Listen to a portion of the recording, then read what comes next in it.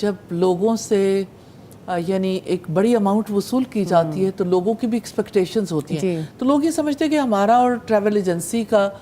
یا حج گروپ کا معاملہ ہے، لہٰذا وہ یعنی اس کو اپنے لیے جائز سمجھتے ہیں کہ ان کو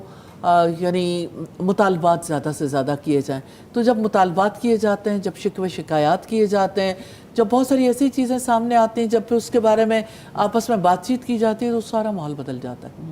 یعنی اللہ سبحانہ تعالیٰ کی طرف توجہ ہونے کی بجائے حج گروپ والوں کی طرف توجہ ہوتی ہے، اور پھر مجھے ایسا لگتا ہے سارے حاجی غلطیاں لکھنے کے لیے شاید بیٹھے ہوئے ہیں اور غلطیاں سوچنے کے لیے، اور ایک ایک چیز کاؤنٹ کی جاتی ہے، یہاں یہ نہیں ہوا، یہاں یہ نہیں ہوا، یہاں یہ نہیں ہوا۔ نو ڈاؤٹ کہ ذمہ داریاں بھی ہیں سب کی، جو لے کے جاتے ہیں ان کی بھی، انہیں بھی کیئر کرنی چاہیے، لیکن حاجیوں کو یہ دیکھنا چاہیے بھی حج کو بچانا ہے، حج اس مقصد کے لیے نہیں تھا، تو اس میں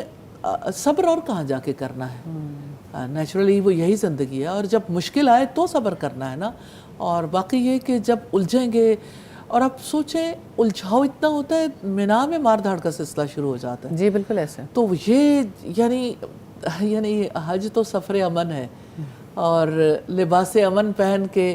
اور بلد امین میں، اور پھر سب سے زیادہ امپورٹنٹ جگہوں پہ جا کے اگر لوگوں کے دلوں میں یہی رہے کہ پیسے سے یہ چیز خریدنی تھی اور یہ ملی یا نہیں ملی،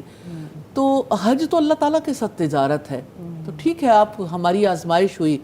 آزمائش کے دوران یعنی یہ معاملات آسانی کے ساتھ بھی سالو ہو سکتے ہیں، لیکن یہ ہے کہ اس کو جو ہے وہ بنیاد بنا کر بہت زیادہ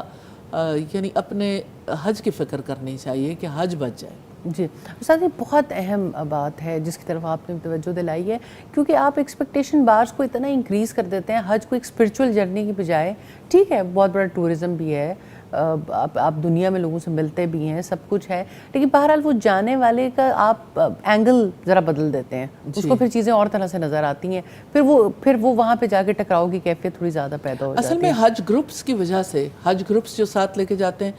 انہوں نے جو چیزیں ہائی لائٹ کی ہوتی ہیں صرف فیسلٹیز ہوتی ہیں، کوئی اور چیز تو نہیں ہوتی۔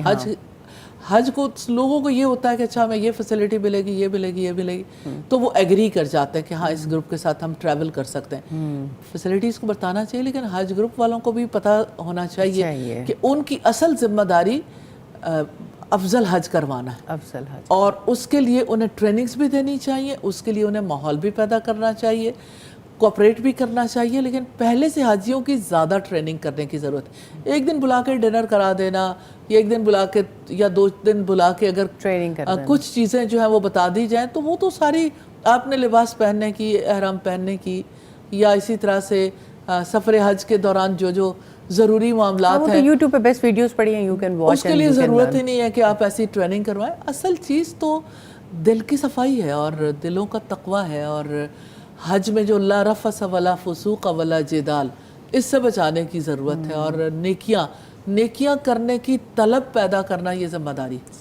تو جو ایسے لوگوں کو حج گروپس کو آپریٹ نہیں کرنا چاہیے جو حج مبرور نہ کروا سکیں، یعنی جو نیکیوں کی ترغیب نہ دلا سکیں۔ تو حج کو صرف بزنس نہیں بنانا چاہیے، حج کو حج ہی رہنے دینا چاہیے۔ جزاک اللہ خیر۔